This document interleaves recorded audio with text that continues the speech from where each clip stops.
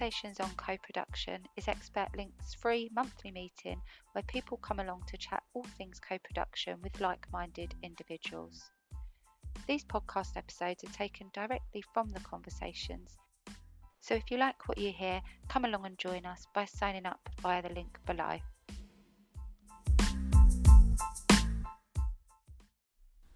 Hi everyone, it's great for you to be here. So today in Conversations on Co-Production, we're going to be exploring the topic of communication and collaboration. And in particular, I just want us to discuss how we can improve communication between co-production parties. I've been working on a project with a number of European partners, and we've used collaboration a lot.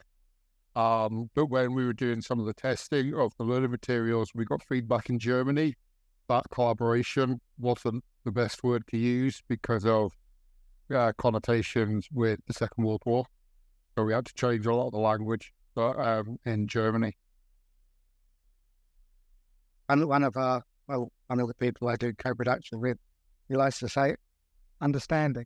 Yeah, and then Ian mentioned that about the fact that, until you reflect back, until you say back, you don't know whether, and sometimes people aren't even interested to hear if that person wants to repeat back to see what they've said, as long as they've had the opportunity to speak. So there's that two-way thing again about understanding, being willing to allow people to reflect back to you and get it wrong. Yeah, to get it wrong as well. They may not have heard you properly. You may not have communicated it as well as you thought you had. And I just wanted to share, this morning I had a meeting with a group of people like ourselves here, I would say, and it was really nice for us to be reminded by that group, because I've been saying it for a while, that we have to live our co-production principles, our collaboration principles, whatever word we decide to use on that, and be prepared for that, to do that in these environments, and create a safe space, not just for us and our colleagues here, but also for the staff and the professionals and whatever other word you'd want to use for them. So, and the word I like is kind. If we're just kind to one another, hopefully a lot of these big words, as it were, we wouldn't need, like a co-production or collaboration. So there's an idea.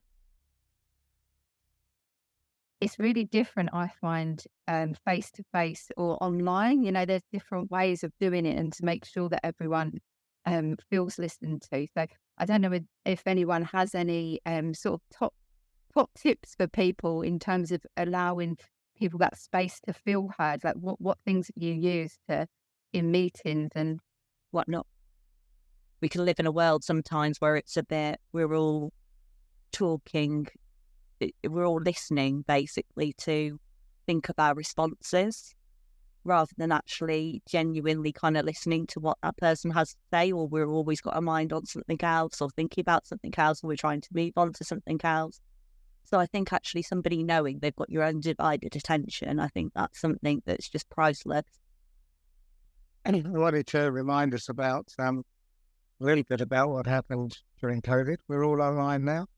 You all see everybody's shoulders and up, sort of thing, that body language, which takes, I don't know, was it 56 or 70% or whatever it is, or was originally just the face. We're back to just the face now, I think, to the original study. And I think, we're having to work with that, but also we've actually all got a bit more in touch with people who have sensory loss, because not always your mic works, or not always your speaker works, or not always you can't quite hear people properly, and we've all had a little bit of a inkling as to what it is like for people who have sensory loss. Yeah, and so I think that's been very valuable. The other thing that Kirsten said there about listening, what's the most scary part of any meeting? I would say being asked to introduce yourself. And there's not many of us yet who can actually introduce ourselves at the same time listen to everybody else's introduction, because you're waiting till it's your turn. If you get it out of the way early, then that's not so bad. But yeah, I would advise people to practice their introduction, practice saying who they are, to the point where you can do it without worrying about it, so you can actually listen to other people's introduction. There you go. One thing that's the most difficult thing in groups, as I thought everyone was going to say it, we didn't, is silence. And what usually happens, I used to run, say, therapeutic groups. I know at the beginning when I started running them, I had to feel that silence. I was scared. Now, at my old feeble age, I know the power of silence. And that actually allows should allow, in theory, the people who don't want to talk, but sometimes they don't, and that's okay. But it should always be, but usually you go to groups that nobody mentions silence, and then you find somebody talking because they're scared of the silence. That thing about silence, and when I started doing interviews for a place called Social Enterprise PR Business, and I was talking to about business owners, and I transcribed my own interviews for a while, and that was how I basically learned to interview, because I just noticed how I was pushing people. I wasn't letting them speak. I think they'd answered, but then when I was transcribing it, I'd realised I was actually interrupting them a lot more than I thought I was. So I've kind of developed this way now of every time I ask a question, I tap my hand 3 or 4 times just to give it that bit of space. And it's amazing how much richer the interviews are as a result. Because someone will answer the question, then they think for a second, and then comes the really good stuff, But transcribing your own interviews is the best way to learn how to do it, really is. When people join a meeting, particularly online, when there's a lot of almost time pressures to get your point across and not take up too much of the time, that can be quite daunting, to feel like you're under pressure to really articulate your point. And also a lot of people feel very on the spot if they're asked a question. So some tips around that I find useful are sharing the questions in advance where possible, so people have some thinking time beforehand. And that also allows people to make notes as well. So if that helps them to articulate what they want to say, they've got that to draw on in the meeting.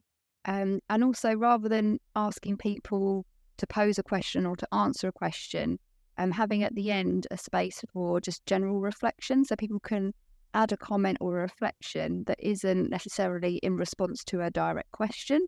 And that's a good way of drawing people in that maybe don't feel able to volunteer an answer, but still want to volunteer their reflections on, it could be on the meeting itself, or it could be on the theme or an associated related theme. But yeah, some ideas that I thought I'd share. About a personal experience, but let's not friendly, but continuing or mentioning what the person say. I've even feels where I'll say something, and then they goes on the interview just want something else, and that's like I'm not sure I've been heard of, and it's my contribution that is being made here, because everything I'm saying, it just looks like it's like we'll move on to the next thing, and no one's, yeah. You've said about sort of acknowledging what people have said, especially if people are asking for, if they're asking a question, they're expecting answers, or, any sort of contribution. I think it leaves you feeling really deflated if there's not even a small acknowledgement, the fact that you've contributed in some way. So, I really can see where you're coming from with that. I like most about the meetings I was in, especially with the health groups and what have you, was that I could put stuff in the chat as and when I wanted to. Later on, when we got more of a diverse group, for a variety of reasons, not so staff orientated, there were people there that didn't like that because they didn't get to see what was being said in the chat. So we had to have somebody had to read it out, which is fine, and contribute it through that way. Still meant that those that are putting in the chat, in fact, it's even better because they know that it's raised in the meeting. But what I'm trying to say is that all these solutions can often exclude as well, in one way or another. So it is quite, you need, certainly if you're doing a Miro board, these sorts of boards that you have, you can't input there, put it in the chat, get it on the board as well. But it means more facilitate, really, and support than you would normally allocate to a project. So it is definitely a costing thing. One of the reporters has been talking recently about the need for a charter, a kind of agreement that that volunteers should sign, basically. And obviously, it's a thing that people go, oh, hold on a minute, is that going to limit, what they can do? Is this going to sort of, because there's a freedom in volunteering, but the point would be, is to protect people from being overused. And this quite often happens when you're in recovery. You're asked to do something, and it's almost like you can't say no. And I was certainly like that for a while. I feel like I owe it to the world to put something back, and you're almost apologizing for the things you've done wrong in a lot of ways. So you find it very hard to say no to stuff. And I think it's really important that there's these sort of protections in place, or this sort of, but quite often people are the same people who are asked, they feel like they have to say yes, and they quite often overdo it. And there doesn't seem to be anything there to protect people at the moment. And I just thought that idea of a sort of charter or an individualized sort of agreement that volunteers would sign would be something that could protect them. One of the things that people ask for AOB things at the start of the meeting. So that if you've got something on your chest or, that you want to share, you can get to the end of the meeting wondering if you're going to get a chance to say it. What do you think your contribution has been during that meeting? Not much, really, because you're busy thinking about that. So you don't have to deal with it then. You still have it at the end, but you make sure there's time. But quite often it gets dealt with because you raised it in the conversation by actually putting it on the AOB, and it actually just gets involved in all those sorts of things. And somebody touched it, I think Nelly or somebody said about at the end of the meeting, you just go round and you ask, what did you think of the meeting? Did it go well? How can we improve it? Is there anything you haven't said you wanted to say? We sort of touched on that one as well, because I was at a meeting today and there was somebody, they came late. We didn't say anything through the meeting. I wasn't the chair and I should have probably said, what about, but I didn't want to put her on the spot either. Because it's her choice whether she speaks or not. But as a chair, you can ask people that, can't you? Yeah, because you're the chair and you're doing your job. But I didn't want to do that as a member of that sort of thing. So yeah, I think the AOB worked really well, and it really does open up the space for many people to contribute. One of the key things coming out is about knowing your audience and also asking people what their communication needs and preferences are in advance. Going back to speaking the same language as well, a lot of the tools that people have briefly mentioned now, there's accessibility questions around those, not only in terms of accessibility from a disability point of view, but also that digital exclusion that's been touched on as well. But just some points really, some of the inclusive practice that we think we're doing can sometimes be an additional challenge or barrier for certain groups of people. So again, I think that was mentioned earlier, but one example of that is if you're deaf and you're using the transcriptions to follow the conversation, that can create quite a bit of a time lag for you to then be able to respond. So that's a consideration. But then if, as well as that, you've got contributions in the chat coming through, you're trying to effectively read a live conversation at speed and keep up with the chat at speed. So that can then exclude that person.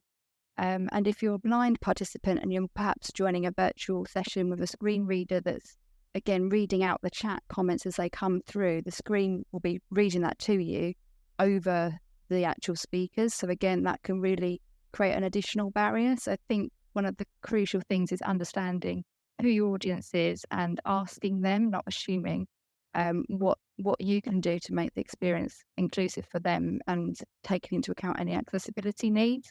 But that can be done in advance. You can ask people their preferences, their methods of engagement that they prefer. You can also ask things like their availability as well. So go back to the point I think Matt mentioned about scheduling meetings. If you know there's preferred availability or times people aren't available at all, then that can be factored into planning as well.